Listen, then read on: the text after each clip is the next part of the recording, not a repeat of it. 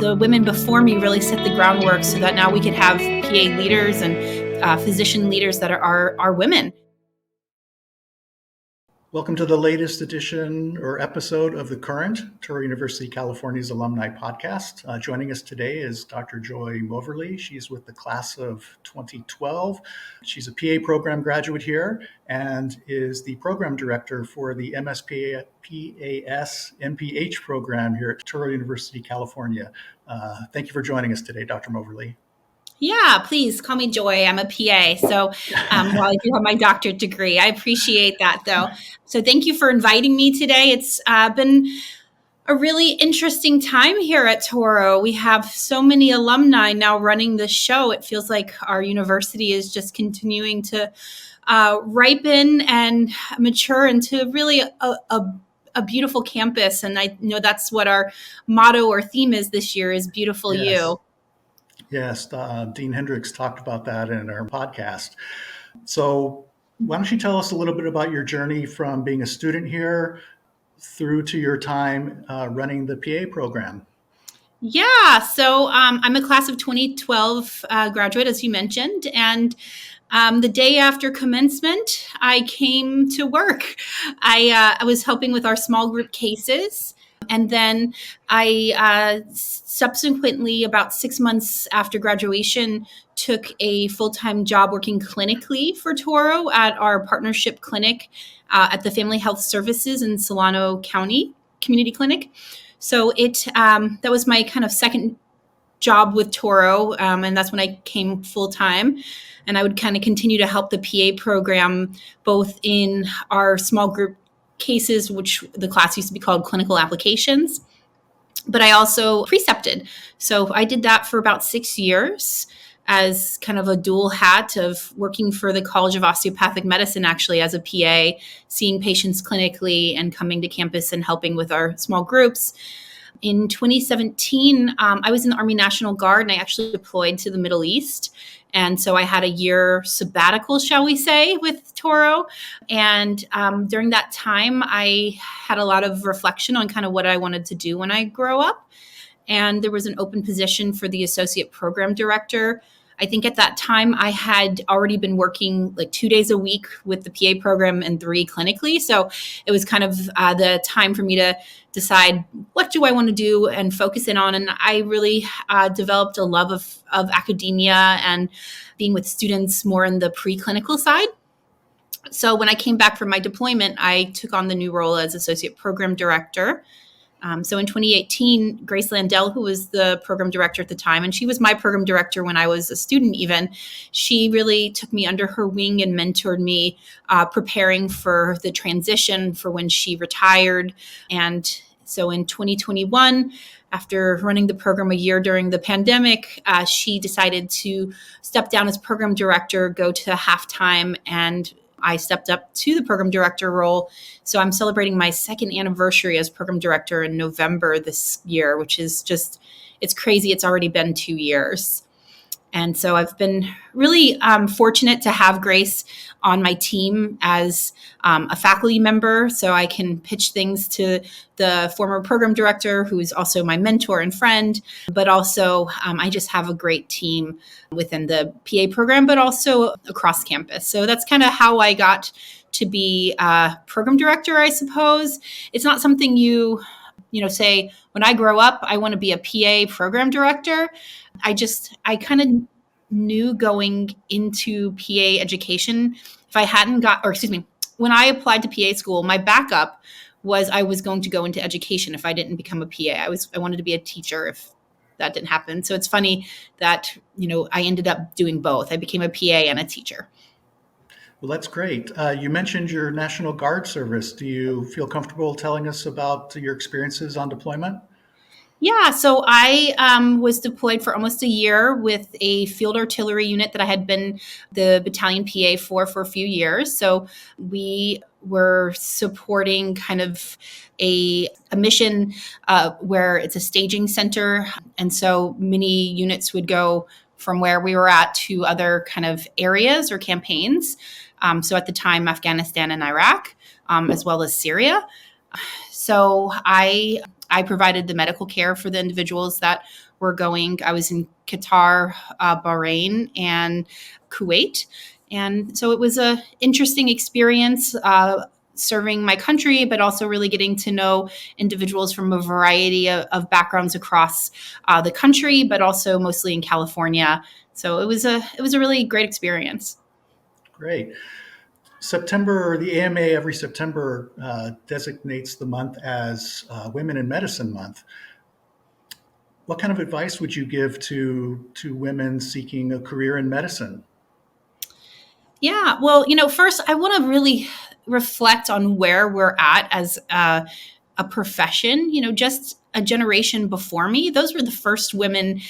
Oftentimes, there was only one or two women in medical school, and now we see those statistics very different in both PA and in medical school. So, the women before me really set the groundwork so that now we could have PA leaders and physician leaders that are women. And so I think giving advice to women to pursue a career in medicine, just do it. It's been a great career for me. I enjoy both the aspects of providing excellent care. I work clinically in primary care still 1 day a week, doing kind of more same day type visits, but also primary care services. And, I think I had great mentors that were women showing me that the sky's the limit. In the military, since we spoke about it, it was kind of an interesting time when I joined. Women were still only able to serve kind of behind the lines, but that glass ceiling broke my first year in the military. And so that was actually how I was able to serve with a field artillery unit, which was previously considered to be a combat arms unit. So I was I was actually the first female PA in California National Guard to serve in a combat arms unit as a medical officer. And so that was kind of cool to be able to participate in kind of the advancement of women in military medicine.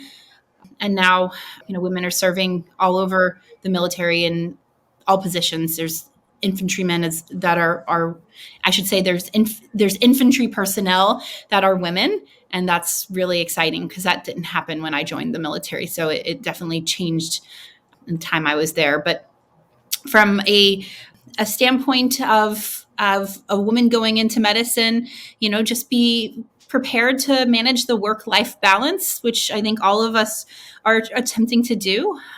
If a woman decides to have a family, just find your community and your team, because it really does take a village. And I know I have found that over the years, both here at Touro and a support system, but also just in my local community. I live here in Solano County.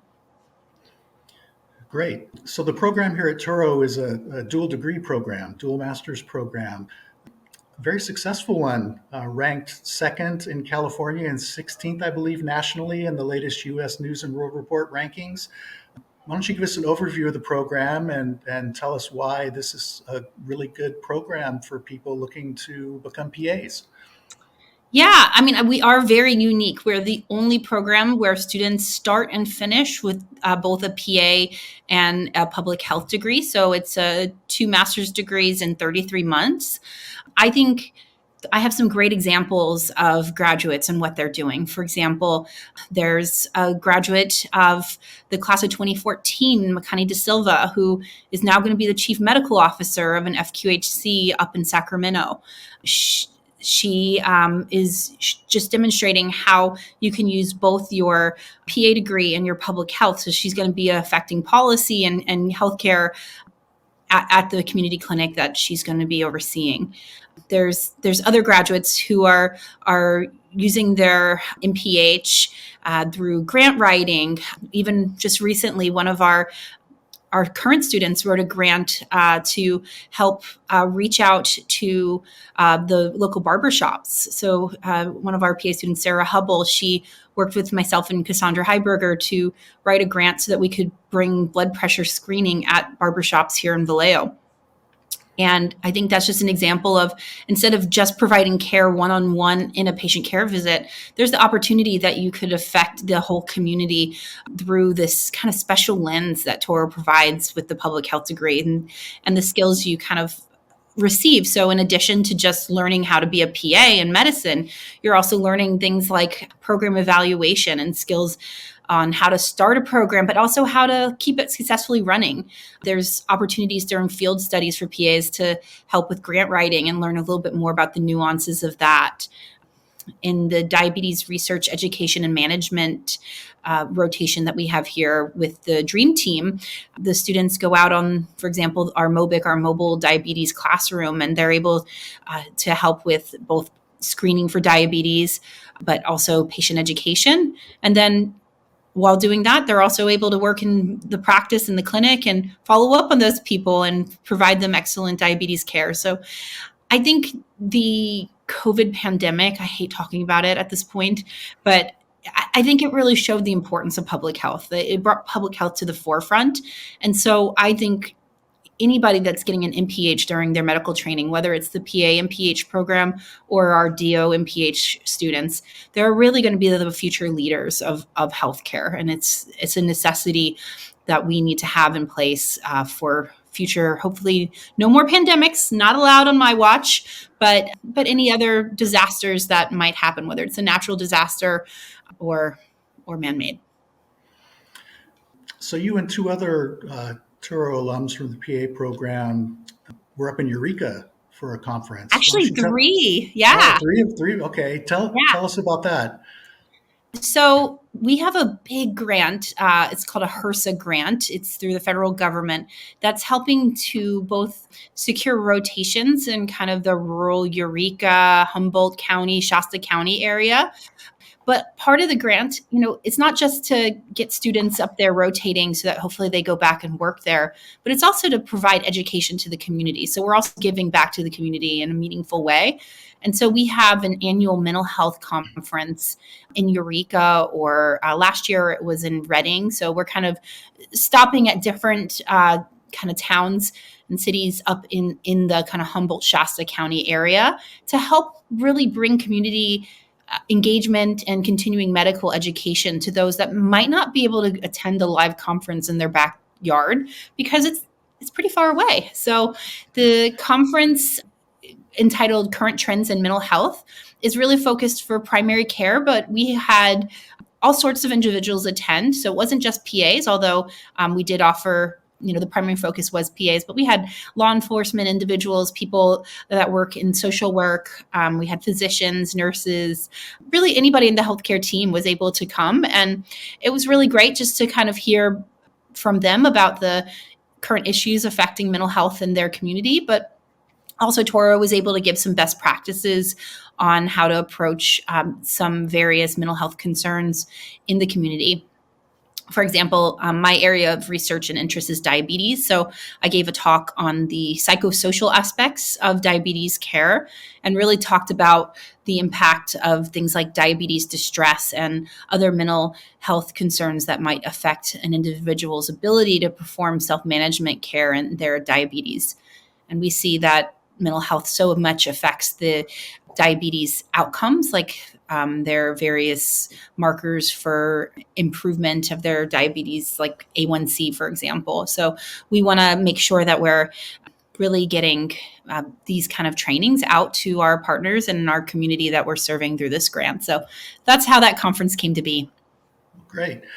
You mentioned earlier the interaction with alumni and the fact that alumni are still engaged with the university.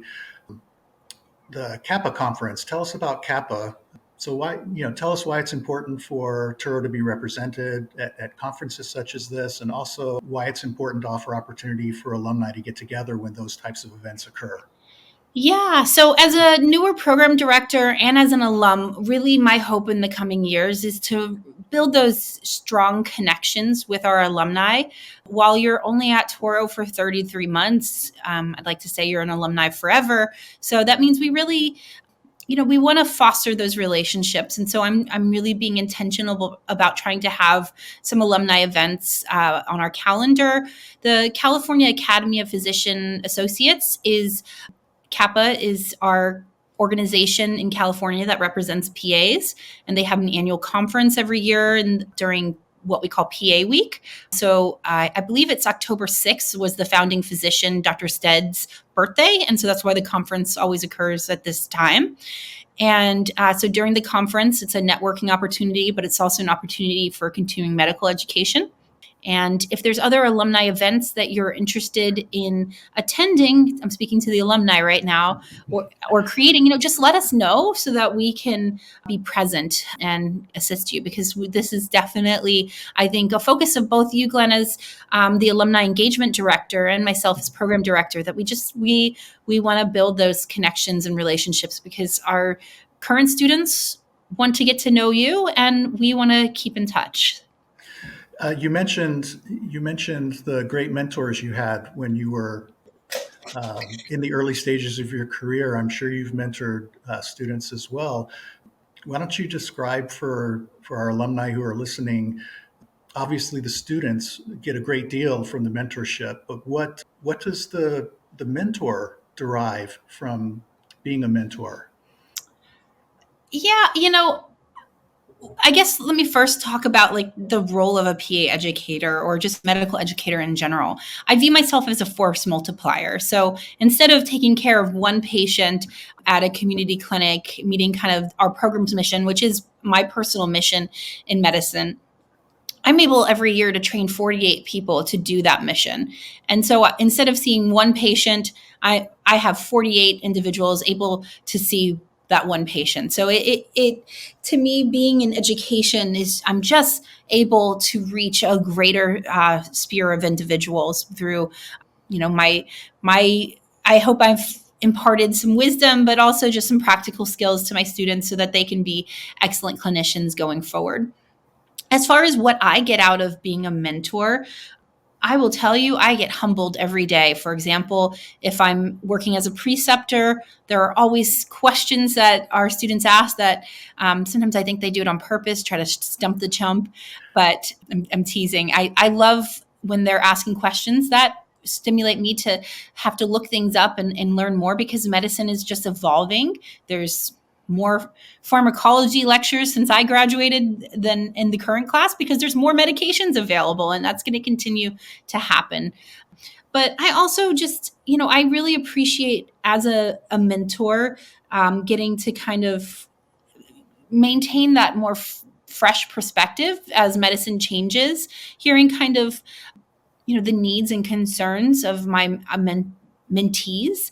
And some of those are very different post-pandemic. We talk more and more now in the community about wellness and burnout. And I know that those are issues that maybe we didn't talk about as much 15 years ago when I was a student, that are still there. I mean, they're more at the forefront, and we're able to discuss them and have meaningful ways to improve them. I feel like Touro has done a great job. We have, because of some grants, we have 2 wellness coordinators that are helping kind of assist our students in both kind of fun wellness activities, but they're also available for wellness coaching.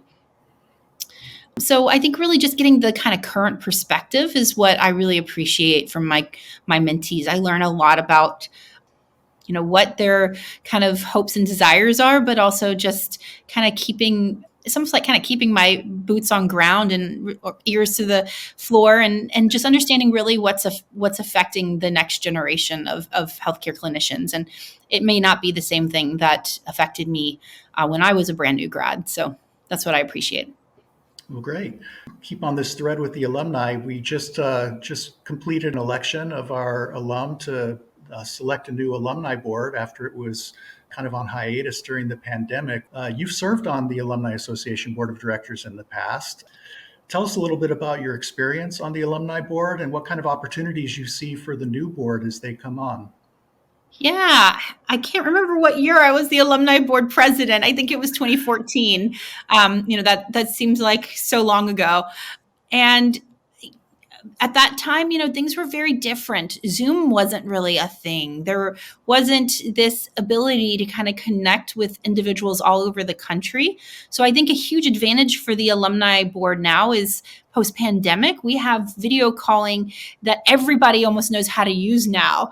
And so we can engage alumni from all years, all different programs from all over the country or even world, because I know we have alumni all over the place, whether they're serving in the military or have chosen to work in kind of global health abroad, et cetera. So I think it's a real opportunity for the alumni board to be able to improve connectivity through being able to recruit individuals that are very passionate about this, but just don't live locally. I'm hoping the alumni board, as program director, I'm more than happy to help facilitate things with the board if they need any assistance. So feel free to reach out to me. And I know the other program directors and deans are really excited to see kind of the revival of the Alumni Association. And so for me, it's just getting our alumni reconnected with what's going on campus, and also just having a way to have community, whether it be making a mechanism for more reunions, or just kind of like what we're doing at Kappa with the mixer is just having opportunities just to get together and say like, hey, I'm Team Touro too, and network in a meaningful way. Because ultimately, if you went to Touro and you did this joint program, you experienced something very unique that no other PA has experienced. So getting us all together in the same room, we're going to have a lot to talk about and stories to share. That's great. We're about at our time. So I want to thank you for joining us for this episode of The Current, Dr. Moverley. And to our listeners out there, thank you for taking the time to listen. Take care. Bye, everybody. Thank you.